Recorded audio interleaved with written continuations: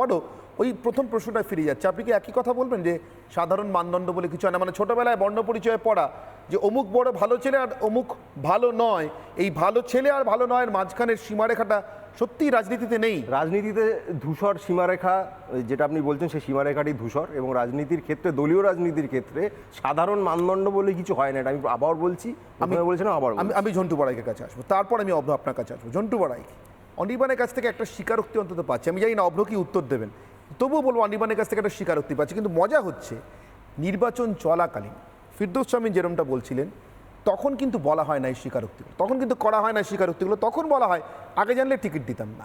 তখন কিন্তু অঙ্কিতা অধিকারীকে লুকিয়েই রাখা হয়, এমন ভান করা হয় ও আর ওর বাবা মিলে একটা কিছু, বা উনি আর ওনার বাবা মিলে একটা কিছু করে ফেলেছেন যেটা দল অনুমোদন করে না। দলের অনুমোদন আছে কি নেই প্রমাণ মেলে নির্বাচনটা মিটে যাওয়ার পর। নির্বাচনে ভালো করবার জন্যই পুরস্কার দেওয়া হয়।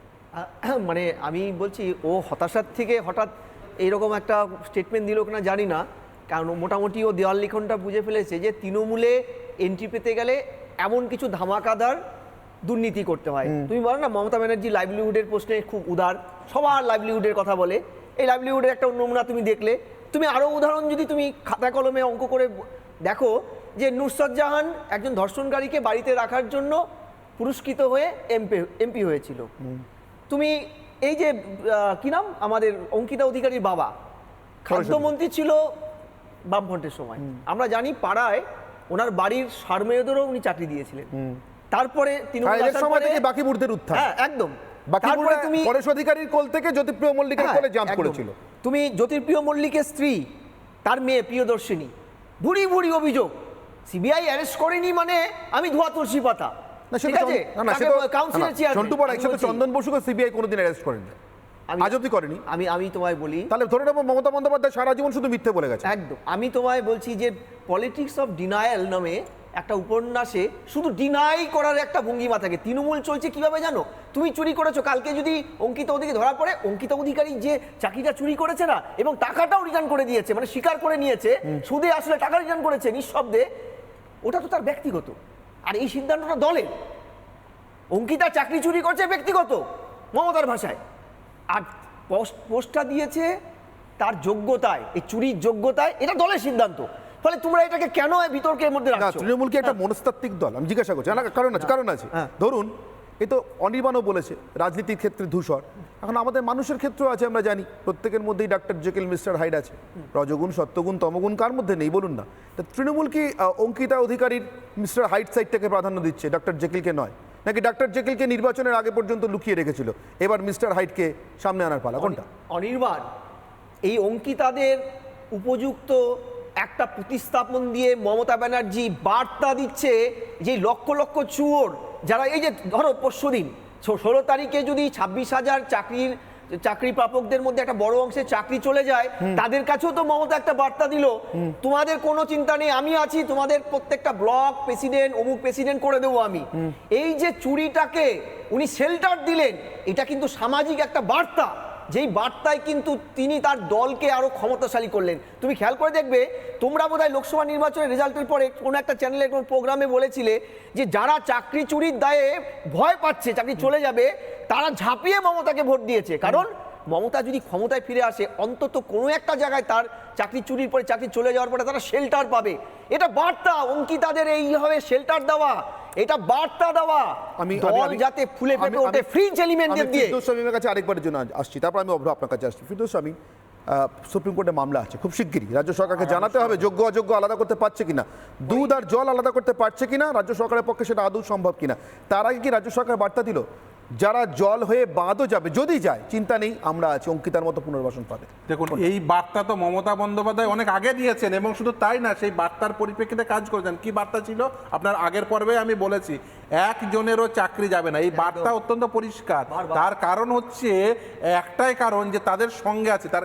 দেখুন, এই যারা চাকরি পেয়েছে এরা তো আর ভালোবাসার বিনিময়ে চাকরি পায়নি, এরা আর সকলেই পরেশ অধিকারীর কন্যা হিসাবে চাকরি পায়নি, এরা অর্থের বিনিময়ে চাকরি পেয়েছে।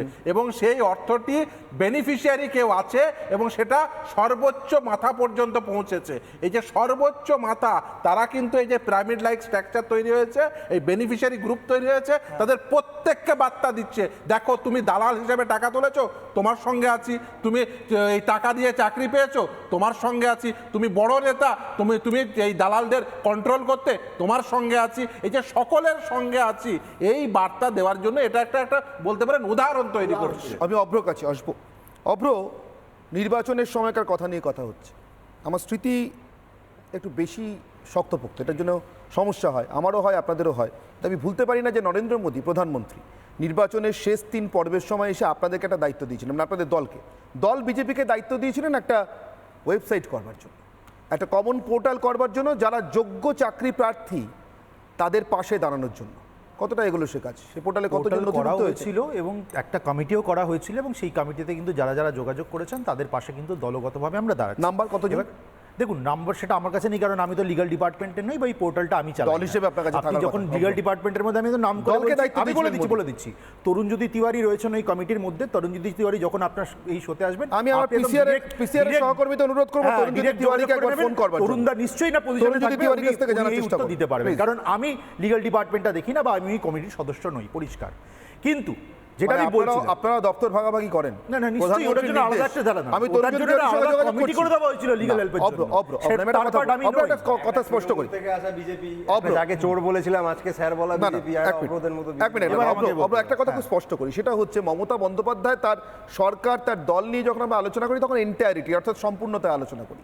চাকরি চোর, চাকরি যারা হারালেন তারা, তাদের পাশে কে দাঁড়ালেন, কিভাবে দাঁড়ালেন, আদৌ দাঁড়াচ্ছেন কিনা, চাকরি হারাদের পাশে না চাকরি কারাদের পাশে, আপনাদেরকে নিয়ে যখন আলোচনা করবো তখন এন্টায়ারিটি আলোচনা না, নিশ্চয়ই করবেন। লিগ্যাল ডিপার্টমেন্ট না, নরেন্দ্র মোদী রাজ্য বিজেপিকে কাজটা দিয়েছিলেন। সেই ইনফরমেশনটা আপনি মানে স্পেসিফিক ভাবে চাইছেন, কাজটার গতি এতটাই স্লথ অনির্বাণদা, যে আপনারা অনির্বাণদা, জানেন না বিজেপির উদ্যোক্তারা জানেন না। এক এক করে। এতে স্লথের কোনো প্রশ্ন নেই। বলুন। আপনি একটা লিগ্যালিটির প্রশ্ন করেছেন, ওই পোর্টালে কতজন অভিযোগ দায়ের করেছেন, এটা আপনার স্পেসিফিক প্রশ্ন।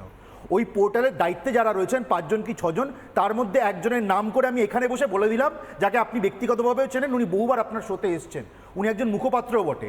আপনার যদি দরকার হয় আপনি এই লাইভ শো চলাকালীন, এখনো তো 15-20 মিনিট আমি বললাম, আলোচনা হবে, ফোন করতে তাকে যোগাযোগ করুন, সে নিশ্চয়ই এর উত্তর দেবে। পরিষ্কার কথা, দুধ কা দুধ পানি কা পানি হয়ে যাবে। এখানে স্লথ গতি, খুব তীব্র গতি, এইসবের প্রশ্ন কোনো আসছে না। আপনি একটা ইনফরমেশন চাইছেন, সেই ইনফরমেশনের সোর্স আমি বলে দিয়েছি। আমি আমার বক্তব্যে ফিরে আসি। দেখুন, প্রথমেই আমি রিপাবলিক বাংলাকে ধিক্কার জানাবো যে এইটা রিপাবলিক বাংলা কি করছে। রিপাবলিক বাংলা অঙ্কিতা অধিকারীর মতো একজন এসএসসি দুর্নীতির ব্র্যান্ড অ্যাম্বাসেডারকে এভাবে দাগিয়ে দিচ্ছে, এটা কি ঠিক হচ্ছে?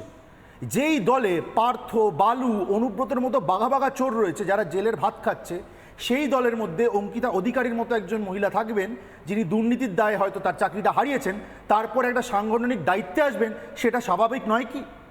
যেই দলে রাজ্যের মুখ্যমন্ত্রী তথা পুলিশ মন্ত্রীর একজন খুব ঘনিষ্ঠ আত্মীয়া নিজে চাকরি হারান দুর্নীতির দায়ে, বেশ। সেই দলে আমি অভ্র একটু থামাচ্ছি, তরুণজ্যোতি তিওয়ারিকে যোগাযোগ করতে পেরেছি। তরুণজ্যোতি তিওয়ারি, আমি আজকে ডিবেট করছি অঙ্কিতা অধিকারী তৃণমূল কংগ্রেসের পুনর্বাসন নিয়ে, দলীয় পুনর্বাসন নিয়ে রাজনৈতিকভাবে, কিন্তু আমার ডিবেটের একটি পোর্শনে আপনাদেরই দলের মুখপাত্র, আপনারই সহকর্মী দলে অভ্র সেন আমার সঙ্গে বসে আছেন।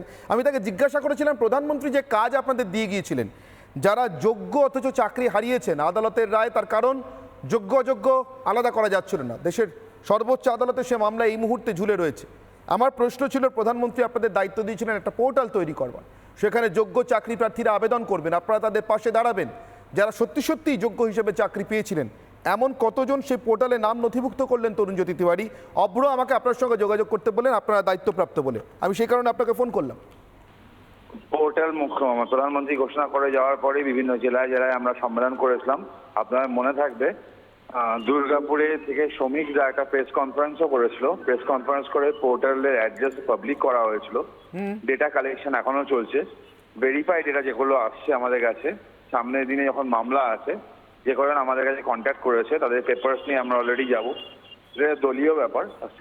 সেকেন্ডারি আরেকটা অ্যাসপেক্ট আপনারাও জানা উচিত যে ভারতীয় জনতা পার্টির আইনজীবী যারা আছেন এই চাকরি দুর্নীতির মামলায় প্লাস যোগ্য চাকরি হারাদের পাশে বরাবর ছিল, তাদের হয়ে একাধিক মামলা আমরা করেছি। আমি বুঝলাম তরুণজ্যোতি তিওয়ারি, কিন্তু আমার স্পেসিফিক প্রশ্ন তরুণজ্যোতি তিওয়ারি, আপনি আপাতত ফিল্টারিংটা ছেড়ে দিন, আমি ধরে নিচ্ছি তার মধ্যে আপনাদের সবটা যাচাই করা হয়নি, যাচাই করতে হবে, কিন্তু কতজন এখনো পর্যন্ত নাম নথিভুক্ত করলেন আপনাদের ওখানে?